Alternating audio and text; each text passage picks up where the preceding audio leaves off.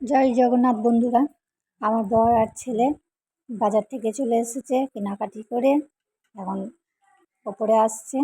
এই যে নিয়ে চলে এসেছে জগন্নাথ, সুভদ্রা, বলরামকে নিয়ে বসিয়ে দিয়েছে।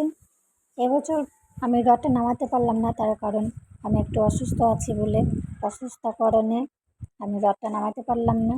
তাই আমার হাজব্যান্ড বলছে এখানে পুজো দিয়ে দিই, তাই স্নান ধান করে এখন ঠাকুর পুজো দিতে বসে গেছে। একে একে সব খাবার রেডি করছে।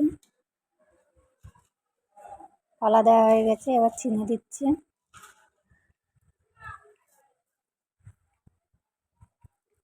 জগন্নাথের স্পেশাল মানে এইটাই, এই প্রসাদটাই চলে,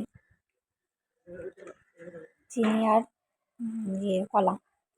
আর দিচ্ছে সন্দেশ। আমাদের ঠাকুর দেওয়া হয়ে গেছে, তো আমাকে বলছিল তুমি দিয়ে দাও ঠাকুর। আমি বলছি দাও, তুমি দাও, স্নান করে এসো যখন তুমি দাও। তাই ও পুজো দিচ্ছে।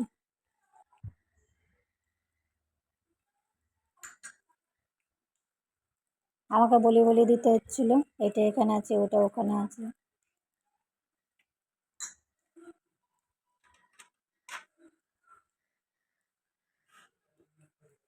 আমার ঠাকুমশাই এবার মালা পরাচ্ছে।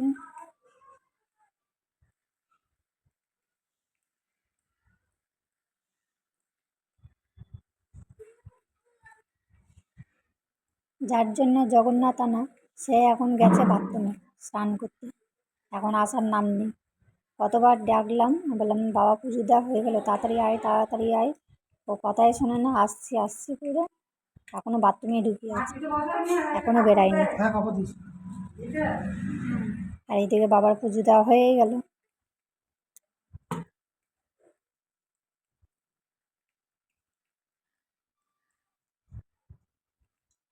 গ্লাসগুলো সামনে দিচ্ছিল, তাই আমি বলছি পেছনে দাও, পেছনে দিতে হয়।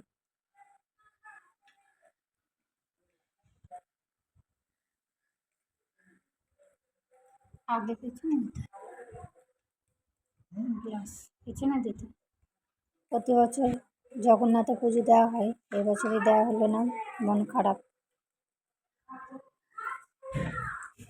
আর কতগুলো ধূপকাঠি নিয়ে এসছে, আর এই ধূপকাঠিটা গঙ্গা জলে ডুবিয়েছে। জগন্নাথ নিয়ে এসছে, ডুবানোর পরে ধরিয়েছে, খেতে দিয়েছে। আর এখানে প্রদীপ জ্বালায়নি, আমি বলছি প্রদীপ জ্বালাও। ঠাকুর মশাই এখন পুজো করছে।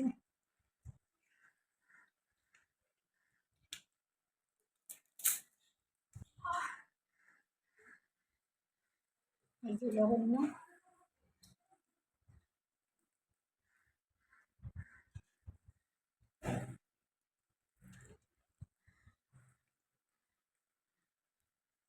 এই যে ঠাকুরমশাই, ওই যে সবুজ।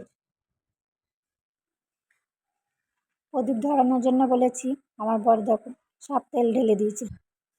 আমাদের পুজো এবার শেষের দিকে, সবাই বলো জয় জগন্নাথ।